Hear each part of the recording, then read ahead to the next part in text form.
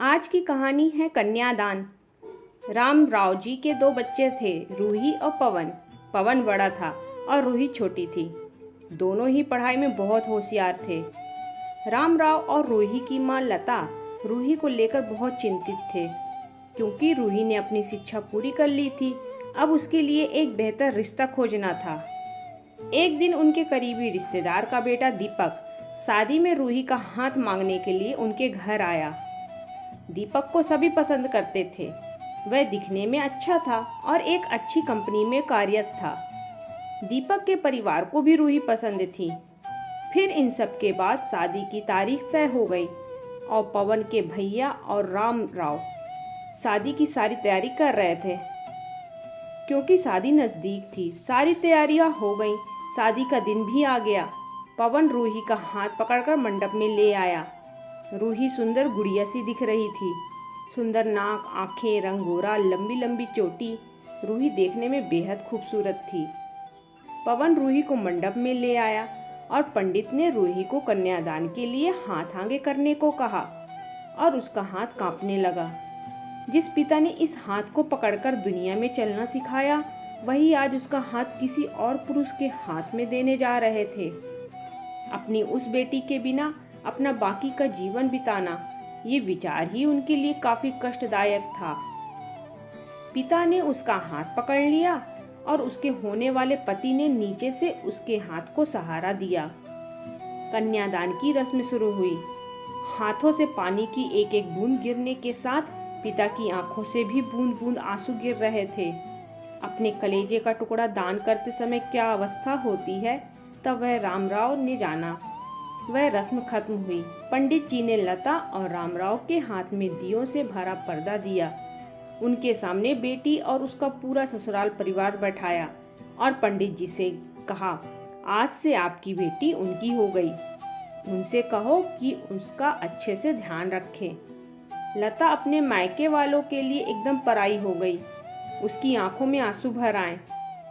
रूही को 2 दिन की ट्रिप पर भी भेजना माँ के लिए कितना मुश्किल होता था, और अब उसको हमेशा के लिए दूसरे के घर भेज दिया जाए और उसके अपने ही घर का मेहमान बना दिया जाए। यह बात अब माँ को समझ आ रही थी। उस रस्म के बाद दूल्हा गेट पर आ गया। पंडित जी ने आवाज दी, लड़की के मामा लड़की को लेकर आओ। उस मामा का हाथ पकड़कर वह उस अंतर पाठ पर जा रही थी। सुबह उठकर एक साथ नाश्ता, फिर मस्ती, फिर मामी के हाथ का खाना और रात में मामा के गोद में सिर रखकर सोने वाली भांजी आज उस मामा को दूसरे के हाथ में सौंपनी होगी। यह सोचकर उसने अपने हाथ कस लिया और मंगलाष्टक प्रारंभ हो गए। भाई दूज के दिन बिना कुछ मांगे मिलने वाला गिफ्ट, एक साथ फोड़े हुए पटाखे, टीवी कौन देखेगा इस पर झगड़ा और दादाजी गुजर जाने के बाद उन दोनों का गले लगकर रोना। दोनों भाई बहन आज एक दूसरे को देख रहे थे। उतनी ही देर में मंगलाष्टक समाप्त हो गए। मंगलाष्टक समाप्त हो जाने के बाद रूही अपने आगे आने वाले नए जीवन को लेकर उत्साहित हो गई। रूही ने वरमाला पहनाई और अपने पति दीपक के पास खड़ी हो गई। रूही के सामने बहुत से लोग खड़े थे। कुछ आशीर्वाद दे रहे थे और कुछ पास होकर स्तुति कर रहे थे। फोटो के लिए उसकी सहेलियां आईं। एक ने उसका हाथ पकड़ा, दूसरे ने उसका पल्लू अटका हुआ निकाला, तीसरी ने उसके आंसू पोंछे। हम घर रहने के लिए आ रहे हैं, आंटी को बोलना खाना खाने के लिए आएंगे।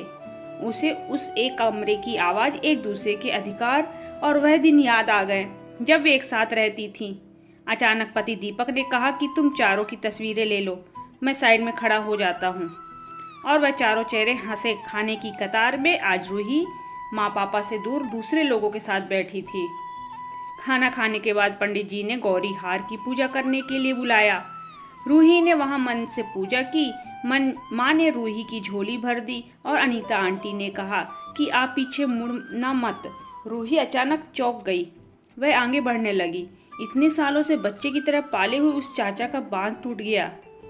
स्कूल से घर वापस आने में देर हो जाने पर अस्वस्थ होने वाले वह चाचा जी, जन्मदिन पर 5-6 फ्रॉक उसके आगे लाकर रखने वाले चाचा जी, मैं नहीं आने वाली, आज घर में चाची के पास रहूंगी कहकर रोने वाली, वह आज हमेशा के लिए दूर चली जाएगी। यह रूही के दूसरे माँ पापा के रूप में चाचा चाची को भी यह बात सहन नहीं हो रही थी। उसकी पहचान आज बदल चुकी थी। हाथों की वह हरी चूड़ियां, पाँव में बिछिया और गले में मंगलसूत्र नए जीवन की राह दिखा रहे थे। सास का हाथ पकड़कर रूही उस फूलों से सजी गाड़ी में दीपक के साथ बैठी। उस गाड़ी में खुशी थी और उस गाड़ी के बाहर खड़े सभी लोग आंखों में आंसू लिए उसे अलविदा कर रहे थे। रूही बोली, मम्मी पापा आती हूँ मैं।